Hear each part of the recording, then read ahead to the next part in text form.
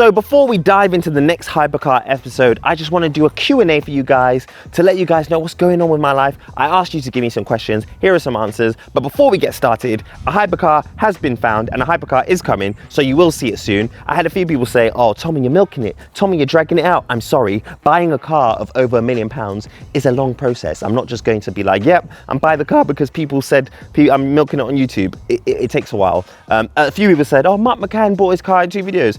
Mark McCann filmed those 2 videos over several weeks and they're 45 minutes long. I'm like more like 10 minutes. And also I want to bring you guys on a journey. I want you guys to experience it. Right now, GT3 RS is here. Say hello GT3 RS. Track day coming up. There will be an episode on that. You might be like, why is the Pura Sangue here? Isn't it sold? It is, but I'll explain that in another video. Lamborghini Revuelto and the pièce de résistance? Anyway, my favorite piece. Garage is like 90% complete. As you can see, ignore the filming stuff. We're gonna do the Q&A in here, but I thought I'd just walk you through the garage real quick. Black walls, original tiling on the floor. We even painted the garage doors and the fittings in the same black as the walls. We have got the Tomi sign here. You see? TOMI. I originally was thinking to have it in the same warm color as the accent LED lighting that you see, but we accidentally ordered it in this. And I think I'm gonna leave it because a few people said it allows the Tomi to stand out. And I've also populated my shelves. Let me just pick up my Caprison. We have some wonderful things on here. So this image, this picture of Lewis Hamilton holding his helmet was painted by a lady called Simply Sinclair. Check her out on TikTok and Instagram and all that places. This is a decanter, Ferrari cup, some charging things. So for my SF90, Revuelto, and some other cars, I've got my racing harnesses. This is mainly just to look nice. This isn't really functional. These are actual real things, but yeah. And something happened recently. Can't remember what it was. Something happened.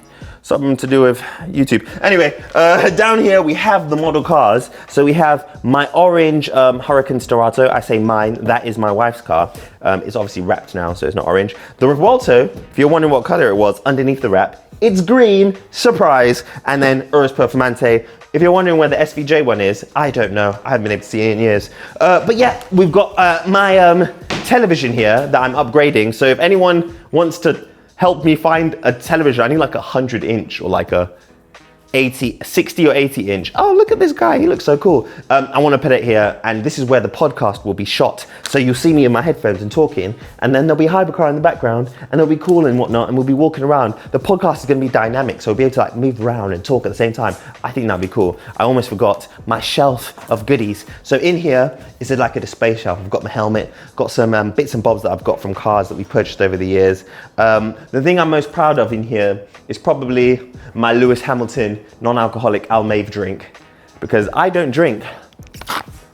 Surprise, a lot of people don't know that about me. Or fine. Anyway, back to the TV. It's gonna get expanded. I need a bigger one. This is a temporary TV. Got this, got some acoustic sound deadening on the walls because the SVJ is so loud, and we've got a mirror. Speaking of loud SVJ, where's the SVJ, Tommy? What happened? Have you sold it? Yes, no I haven't. It's gone for wrap. And let me show you what it's gonna look like once it's wrapped. Nathan said, should we blur it out? And I said, no, I'll just show you. So I saw this all white SVJ on my TikTok, and I thought that was really cool. How can I make it more myself? I didn't want to just copy it. So what I did was I just copied it completely. No, it's this, but it's got a little hint of something else that you're gonna see in the coming weeks. I don't want to ruin it, but it's not gonna look exactly like this, but I liked the all white feeling. In case you didn't realize, or in case you didn't know, I actually really like white cars. Like I would have all the cars in white if I wasn't married to someone that didn't like white cars. But yeah, that's it. And it will look something like this. And I think it will just freshen the car up a bit, you know? Tomi Studios is pretty much complete. And speaking of Tomi Studios, we've got the studio set up today with some lights and some more lights. Let's get started with the Tomi Q&A. So the first questions I'm gonna answer are questions about the cars and the collection. So the first question on the Q&A is actually a pretty simple one. Someone asked, what is the worst car that I've ever driven? That's an interesting question because I've driven a lot of cars and it's like dependent on mood. But I'd say the overwhelmingly most disappointing car that I ever drove was the Cadillac Escalade rental spec when I was in America. You always see Escalades growing up on music videos. When I used to visit America, I used to see them, and I used to think that it was like their version of a Range Rover. Yeah, it's not. It was cheap. It was slow. When I say cheap, it felt cheap, especially the interior. The exterior looked nice, but yeah, that's probably the worst car I've ever driven. Someone asked, what's the best hot hatch, estate and 4x4? So for me, my favorite hot hatch right now is probably Toyota GI Yaris. I think that's a really, really cool car. I really want one, but never got around to buying one. Estate-wise, there's a lot of cool estates, basically a wagon. There's a lot of cool wagons out there, but my favorite is probably the Panamera doesn't count as a wagon anymore. They don't make the wagon version anymore. So what is my favorite? Probably M3 Touring, you know. Or Taycan Sport Turismo. The Taycan Sport Turismo is probably my favorite wagon. I would take a Taycan Sport No, M3 Touring. I think it's M3 Touring. I'll take it M3 Touring. And 4x4, the one 4x4 that I think is underrated, and I wish I never sold it, Porsche Cayenne Turbo GT. Ultimate 4x4. My only issue with it, and the reason we sold it, is that it only has 4 seats. And that's inconvenient, especially when you have a family. So yeah, that would be my lineup. The next question, one car to daily under 60 grand. So if I could have one car, 60 grand, it has to be a used 911, doesn't it? You could daily but if you don't want a 911, a used Porsche Panamera, you get a decent Porsche Panamera for 60 grand. If you live in the UK, you could even get yourself a Taycan Turbo S for about 50 grand, and that would be a banging daily. So for me, it would definitely be a Porsche, because then it gives you the best blend of usability, reliability, and performance of all the brands. So yeah, it'll be one of those cars. I know people will probably be like, oh, M4, this or that. Sorry, I'm a Porsche guy. Would I install the Manti Racing Kit on the GT3 RS? No, I would not do that. The reason for that is, not only am I selling the car, even if I wasn't selling the car, to extract the extra performance that the Manti Racing Kit provides, you have to be driving hard. And I'm not on track every single day. It looks cool, but 100K, I think I'd rather just buy another car, personally. Favorite car in the collection, excluding the SVJ? That's a really, really good question. So I think if we take the SVJ out of the picture, the current collection as it is, it would have to be the Lamborghini Revuelto. But seeing as that car's going, if the Revuelto wasn't here, let's say I already sold the Revuelto, Huracan Storato, all day, every day. Something about that car is just, I don't know. I took it to Wales this weekend, or past weekend, with my car club, did a Wales trip. I was comfortable, I had grip, it started raining, I wasn't worried. It's such a good car. I love the Huracan Storato. But if I couldn't pick another supercar, BMW i7. But Huracan Storato is the proper answer. The next question, which car are you getting? I know I've been talking about the hypercar journey. I didn't want to really talk about it in here, but I can tell you, the hypercar that I'm getting is a... But yeah, that's the hypercar I'm getting. I ruined it, and yeah, that's it. The next question, this is actually a really good one. Someone asked, what's my highest mileage car? And it's actually the Lamborghini Aventador SVJ, because the car I think we've had the longest in the collection at the moment, and it's probably the one I've driven like the most, because it has the highest mileage, so obviously it is. But yeah, Aventador SVJ is weird. Out of the collection, you wouldn't expect that to have the highest mileage, but it goes Aventador SVJ, then Urus Performante, and then BMW i7, and then dribs and drabs here and there. I think maybe even then the SF90, my elusive SF90 that I'm not allowed to talk about, or I've been advised not to talk about just yet by my wife. Now, the next set of questions, because I got loads of questions, this one is about money and reality. So let's get into it. So the first question is, have you figured out how you are going to pay for your first hypercar? So for our first hypercar, I think I figured out how we're going to pay for it. I'm going to put it in the next video properly for you guys.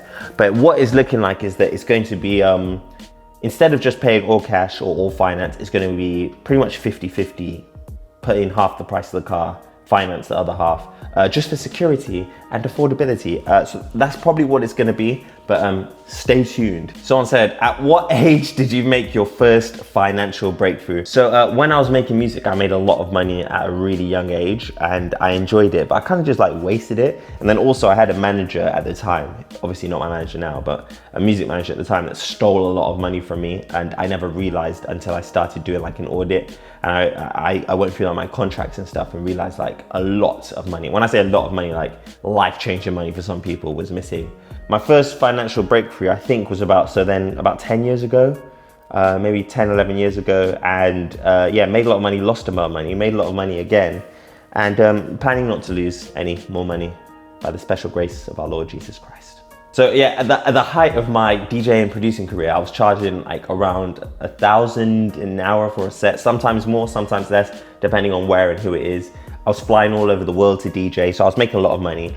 I wanted to buy my first like cool car, super cool car anyway, and that was my Porsche Panamera. And then I was making so much money to figure out when I could get this Panamera. I opened my calendar and I just counted the days of DJing for me to get this Panamera, and it was like 3 weeks. In 3 weeks, I was like, okay, in 3 weeks time, I have enough cash to buy a Panamera in cash. And I did, like an idiot, but I was young and stupid. Someone said, how much is my rent? Myself and my wife own this house. Otherwise, I probably wouldn't have done all this in the garage. But I get what you're going for. And yeah, I kind of understand. And a better question, how much is the Lamborghini Revuelto? So we got this Lamborghini Revuelto for about 525, I think it was, and it's up for sale at 515, and I'm expecting to sell for about 500. So 25 grand, so 25 grand loss, which isn't bad, as long as it sells at that price. Oh, the next question are like the personal questions, the people questions, I would say. Someone said, what would I tell my younger self? I think the first thing I'll say to my younger self is be careful of who you're investing your time in. Be mindful of your friends, partners, and people that you work with, because I've suffered a lot with that kind of thing, and I've had a lot of issues based off of those situations. I haven't really spoken about it on the channel before, but I was seriously depressed about 2016, 2017, and I was going through a really rough time, and I was so depressed I considered killing myself, which was stupid, like looking back. And I spoke to the story is I was like, one day I was just like, I've had enough. Today's the day, I'm going to do it this day. I figured out what I was going to do. This is actually taking a dark turn. I figured out what I was going to do. And then my older sister called me and she was like, oh, Tommy, do you want to come get lunch with me? And I was like, yeah, sure. So I got out of the house, got lunch with her, and I just told her everything I was going through. And then she gave me the best advice ever. And she was basically like, look, what you're suffering right now it's not permanent. This is just a moment in your life. And no matter what happens, you're still gonna have family. The worst thing that can happen is that you're suffering in ways, but look, at the end of the day, you're still healthy. You have your family, you have your friends. We'll figure out a way through it. And that really helped me to overcome that moment in my life. But I've always kind of suffered with really dark and down moments. And I tried to provide a voice to people that may be suffering the kind of thing that I went through. And it's it's okay. It's okay to be sad. It's okay to feel depressed and down. I think ultimately what you need to do is kind of express how you feel, because if my sister didn't call me to come have lunch, first of all, that would have been an issue. But also I took the step of telling her what I was going through, and that really helped me. And I think just talking to people is the ultimate help. And I put something on my story on Instagram a few weeks ago, and a lot of people reached out to me like, oh, I needed to hear this right now. And I think it's important that we don't shy away from it, because people look at my life and probably think, oh yeah, he has everything, he's probably always happy. I have had the dark times, really, really dark times. I've been, like I said, I've had people steal money from me, really bad relationships. I've had, friends that have done me wrong. And it's just it's a part of life, but ultimately it's just a part of your journey. When you leave your house, if you're driving your car and you hit a pothole, you don't just say, oh, I'm going home now. You kind of just keep going. You might hit another pothole, you might hit a speed bump, but ultimately you get to your destination in the end and it's all worth it. So yeah, that's it. Didn't want to get too dark there. I just carried on talking for a while. Whew, it's a bit crazy. Next question. Who's one person that helped you get famous? I wouldn't call myself famous. I would call myself maybe known, especially in the UK and among car enthusiasts, known. Obviously, I wouldn't use the term famous. I think the person that really helped is my wife. She pushed me to get into this car world. I had like small fame when I did music and stuff, but I think ultimately it's my wife and that I have to say championed me the most and told me that she had confidence that I can do this. And it's kind of worked out because now I'm in my garage with my YouTube 100,000, let me get it, my 100,000 subscribers. Shout out to cameraman Nathan and editor Joe for also helping me on this journey. But now I'm here in my garage with this, talking to you on the YouTube. So yeah, my wife is the person that encouraged me to pursue this and put me in the position I am in now. And I owe everything to my wife, you see, because she motivated me. And without her, none of this would be possible, because I would probably just be some random dude walking past you on the street, which I am still. I'm just a regular dude, but without talking about cars on the internet. Anyway, someone said, how did I meet Yanni? It's so funny. When I was younger, followed Yanni for a while, since like 2014. I saw what he's doing. I really wanted to be able to, like, I want to get in the car world, we want to get in the car world. Fast forward 10, maybe 8 years, whatever it was, I had my Lamborghini Aventador. I went to a HROing event, a Lamborghini event in Lamborghini London, and Yanni was there. And then someone introduced him to me. And I always expected I would have to introduce myself to him, but he was like, yeah, no, I've heard about you, blah, blah, blah. Yanni's a really cool guy, and I think he's very good at, you know, just getting on with things. He gets a lot of positive, but with a lot of positive on the internet, one thing I've learned is a lot of negative, and he deals with it very well. Yanni and I had our little thing, the Revolto, the SF90, and I think people really took it to heart, to the point where I think genuinely people in Yanni's audience actually hate me. But Yanni and I are cool. Like, we talk all the time, and we talk like on a deeper level. He's someone I respect, and someone that has motivated me to even start doing like these long form kind of videos for you guys. So yeah, that's pretty much how we met. Someone said, why is your wife never in your videos? My wife's like always, I show my wife a lot. She was in one the other day. I always talk about my wife, but makeup and stuff, that's kind of the reason. She has to get ready. She wants to look presentable for you all. But my wife's dropping her own YouTube channel, and here's a preview from her first YouTube video. We're selling this one. Urus is going, Porsche's going. This one's going, my wife's car, don't need it, absolute trash. Someone said, what's Camille, my wife's favorite car? Favorite car of all time, G-Wagen. We don't have a G-Wagen at the moment, so of the collection that's here at the moment, it would probably be the Lamborghini Revuelto would be her favorite car. She loves that car, and she's annoyed that we're selling it because she wanted to drive it more, but we're trying to be financially responsible. Saying that whilst sitting in front of a Lamborghini Revuelto and Urus and all this, it sounds stupid, but trying to be financially responsible, you see. What's my son's favorite car? That is an easy one, probably the Lamborghini Urus. He calls it purple car, purple Lamborghini Urus, several different names for it. That's probably my son's favorite car, and if it's not that, it's definitely the Porsche GT3 RS. He loves Porsches. The next questions are about my car club, Hunter Auto Society, and I guess my general community. I've tried to organize these questions for you guys for the most interesting, and yeah, here we go. Someone said, can I join your car club even if I'm not accepted yet? So I assume they mean like come to events even if they're not accepted. Unfortunately, no, you cannot. However, we have some events where anyone could come to, and you can catch those kind of events on my story. The reason we vet members is because we're a very like-minded group of individuals. We try and maintain a healthy group around us. So we just want to make sure, you know, everyone's vetted so everyone feels comfortable. So it may seem a bit unfair that people are like, oh, why haven't I been accepted yet? Or I want to be in the car club, or am I ever going to get accepted? But we're doing our best to get through all the applications. FYI, there's 468 people waiting to get into the club. And I have to read through each and every single one of those. And also, you don't want to expand the club too big, isn't that right, Nathan? You don't want to just let everyone in. No. Yeah, so I have to, you know, maybe 1 or 2 people a month. That's what I'm trying to do. It was originally like 2 people a year, but we've gone to 2 people a month now. So you can join us soon. Just sign up at www.hunterautosociety.com. Are there any requirements to join?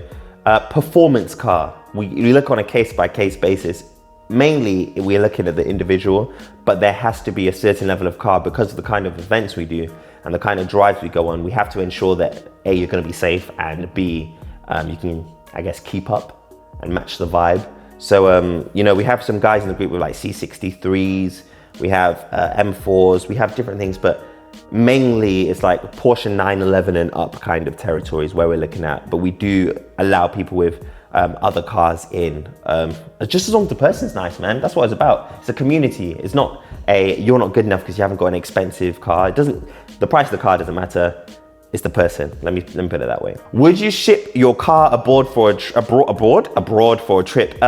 Stay tuned. I have some good news. I haven't even told you. What? We might be going to Austria. Really? In the Hypercar. When the Hypercar's here, because I spoke to Red Bull, and they said, hey, the Red Bull ring is here. When you're ready to use it, we can. So the Austria, the Austria Grand Prix. Yeah. Not sure if that's what it's called, but it's called the Red Bull ring. No, I don't know. I have no idea where it is, but they said come and drive your car around there. So stay tuned. That is going to happen. So someone said, will you visit Liverpool? So in case you didn't know, I've made it to my duty to do a Tomi and Hunter Auto Society, my car club, UK tour. We're going to visit some major cities and major driving roads. We'll do meets in each place. So stay tuned for that. Check out more info on hunterauto.society.com. You can see more info on the Hunter Auto Society Instagram and on my page. So that is coming, so stay tuned. It'll be cool. If you can even drop suggestions of where we should go, that would be incredible. And then the next question is, when are you doing the tour? And so that would be August. Now it's the serious questions now. This is the serious question. This is Hypercar and beyond questions. As you guys know, I've done the Hypercar series. So let me let you in on a few tidbits of what's going on. Someone said, do you think you'll get a Porsche 918 Spider? Look, it's no secret that I love the Porsche 918 Spider. I've been speaking about it for well over a year. I really, really would like to have one. It has to be right though. They are nice cars. The prices are a bit all over the place at the moment. And there are cars that I can get cheaper that I think will appreciate as much, if not more. For example, McLaren Senna. I know some people say it's not a hypercar, but I've really been looking into it. They only made 500 McLaren Sennas.